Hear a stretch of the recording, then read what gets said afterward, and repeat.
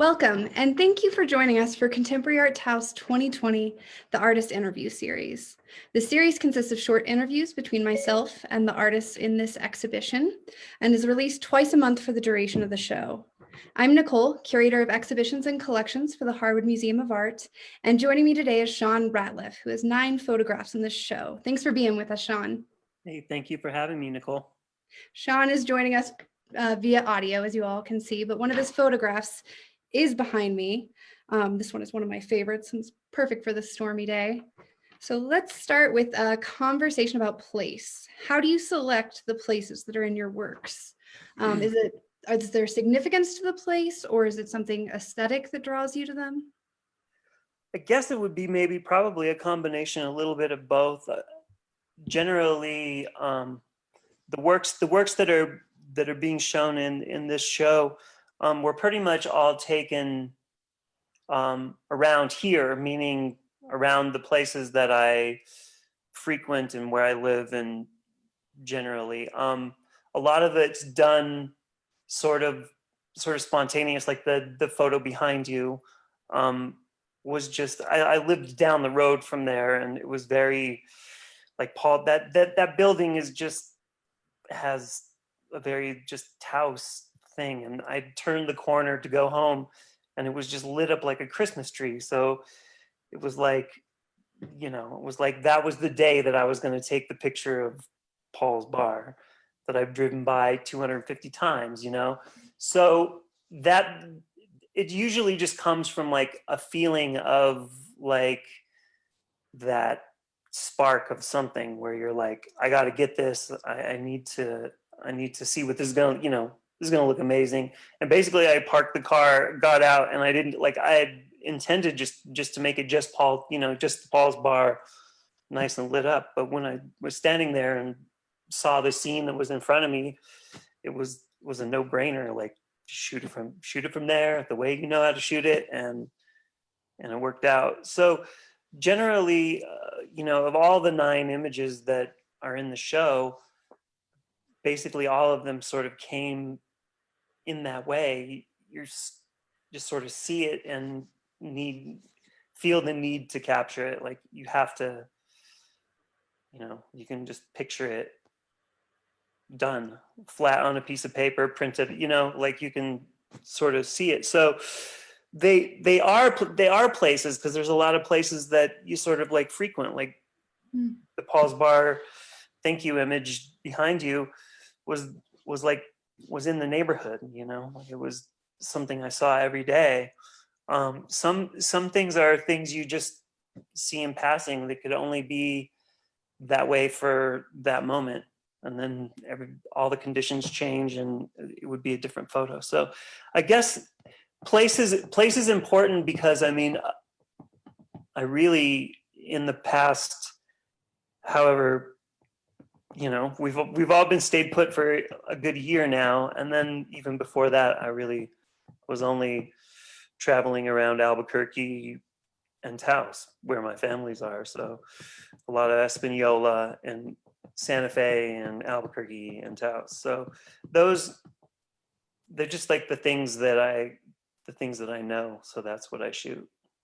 But I love that. I don't know. It's a little bit of both. Like if there's something about, I always shoot pretty close to home. So wherever I'm kind of frequenting, whatever I see, when I see something the way that it looks artistic and beautiful, that's when I probably will shoot it.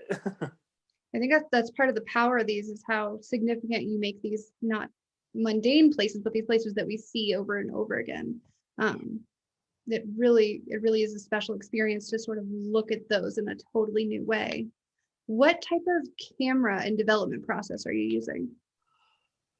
For everything that's in that show, probably, I was trying to think.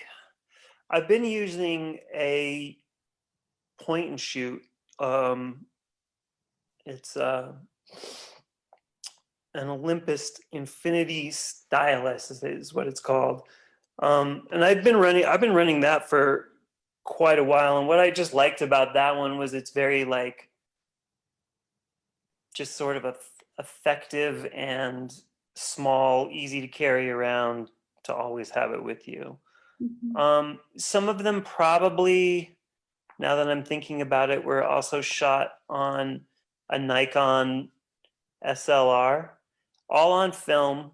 I choose to shoot on film because it gives it that certain nostalgic look that sort of is the exclamation point to, I guess, how they are perceived, kind of that snapshotty, postcardy kind of vibe, I guess, that initially when I was first getting back into shooting color photos like the ones in the show, it just like, that was what got me excited. That was what gave me the right feeling that I had been looking for a long time. So I stick with film, and so they're very simple, and generally even the film is just stuff that I buy at Walgreens or Walmart or whatever. It's not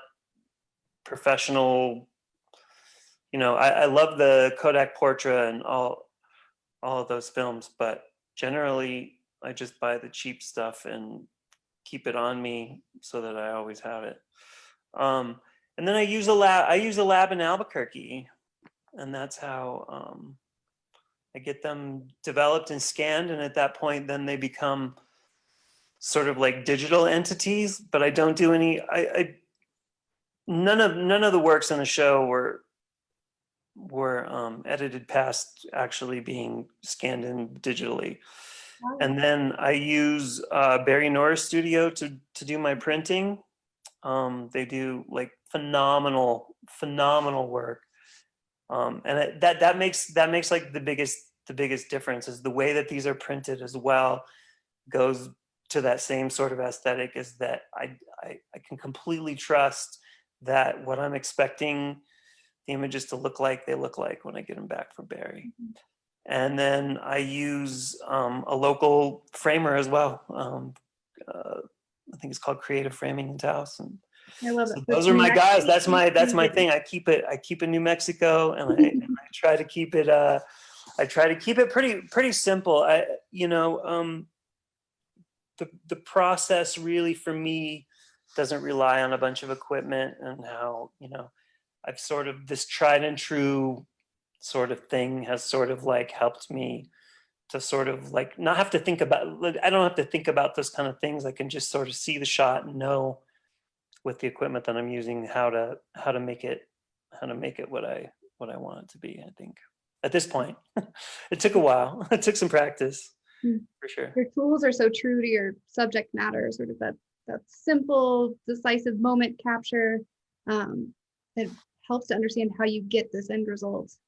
So I know this is a bit of a throwback, but I've seen that you have cited as inspirations punk rock flyers and action sports magazines. So I'd love to know how you started from that creative inspiration and got to these photographs. Right. Well, growing up, I was very into BMX bikes first, and then skateboarding shortly thereafter. And during all of those times, the various magazines, things like BMX Plus, Action Now, Thrasher, Trans World, it just was like, it was everything that was sort of like exciting and colorful. The punk rock flyers were just very like do it yourself, kind of rough around the edges kind of thing that I could sort of like, was a little bit more relatable, maybe, I guess you could say. And so all of that sort of tickled that artistic bone, but yet was cool to friends and peers and that sort of thing. And so as that went on, that just sort of became kind of like the sort of default. And then when I realized I wasn't going to make it as a skater and had to like figure out like a way, like a job or something to study in school, that love for those two things sort of led me to graphic design. And when I got, interested in using the Macintosh computer to make things, to make art and to make layouts and, letter forms and such, that kind of stuff, then it was during that schooling that I had to take, I took a whole bunch of art history classes and then a photography class. And I think that those two experiences, once I got to graphic design school, really led to the photography that you see now, because I think that the art history was so in depth and I loved it so much. Like everyone hated those classes, but I took as many of them as I could because they were like the funnest thing to like sit in the dark and look at slides of beautiful artworks and just become completely inspired. And I think that once I realized that, I wasn't going to become a painter or whatever, when I finally picked up the camera and started getting photos back that I really liked, I could see, I was like, oh, you learned all the tricks of, composing things and how the masters have done it and what what this does and what that does. And when you move something to the foreground, to the background, when you, play with perspective and, all of those sort of things that I didn't sort of realize I was learning at the time, but it became sort of like second nature. And I see it all the time in the photos that I love that I take now. There is some classical element in there that came from the from those art history classes, but then also from the various influences that came to get me there. So like I can look at an old Thrasher and smile with glee that it was like so so inspiring at that point. And yeah, I think that influence, the art history influence, certainly the painterly influence, the composition influence, and that sort of punk rock influence have really come together in your work in a beautiful way. You write sometimes about the resonation of cultural narratives that are within your work. And I think we kind of talked about that a little bit with the image behind me. I'm curious, these cultural narratives, do you feel like they're your own narratives that you've experienced in your life? Are they ones that you share with other community members? Where are you sort of tying into those stories? Well, like where we live now, when I moved back to Taos in 2015, and I moved out to that neighborhood that's like behind you out in Talpa and Ranchos. And one of the things that immediately struck me as I was sort of like, that was a time when I was finishing up one series of photographs that I was like pretty like super into, and had a show of that work, and was like finally felt like that series of work was finished and it was on to the next. Like I was having that time of being like, okay, well, what am I going to do next? And I was like super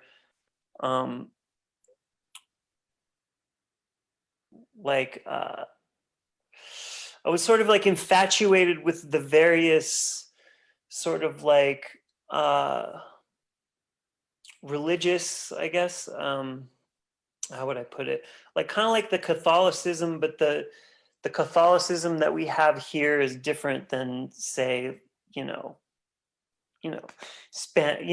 know, some European version of it or whatever, and how it's so tied into the culture of New Mexico and northern New Mexico and all of these things. And I just got super immersed in trying to visit all of those spots and photograph all of that stuff and just how much of it was around. And I did that for months and months on end and got really, really into it.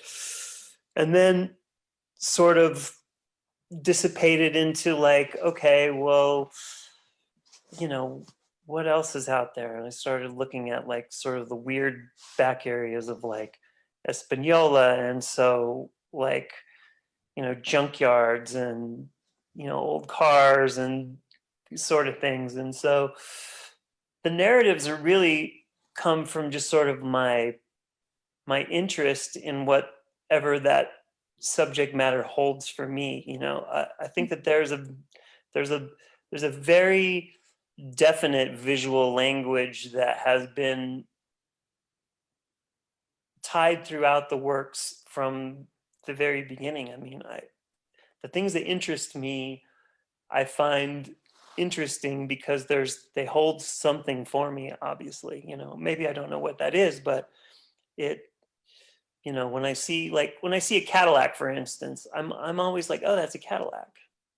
Cadillac holds that name or something holds some prestigious thing or something, or perceived prestigious thing, or some status symbol or something. But the one that's in the show, I have a Cadillac in the show that's just sitting dying and is completely sun rotted and in disrepair. And to me, it was the most beautiful thing in the world. You know, I had gone back to that spot to shoot that car maybe like 3 times and didn't get anything that I liked until that one. And it was probably the most decrepit it had ever been. But it, to me, it was still beautiful because it was a Cadillac. And so where they come from, I don't know. They come from some weird place deep in my psyche, but I just like, it's because I'm interested in them. There's some interest there in finding what that might be. And I think that that's really is like sort of the gist of it, is when I see something that maybe is just could be construed as mundane or boring or obsolete or whatever, and the light shines on it just right, and you can compress it into a 2-dimensional surface and put it up in an art museum, it becomes beautiful, you know. And so sometimes you can just take those those weird narratives and make a piece of art out of them. And I think that that's fun.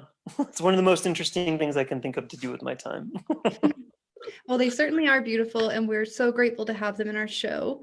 We are out of time today, so thank you so much, Sean, for joining us, and thank you all for joining us on Facebook Live.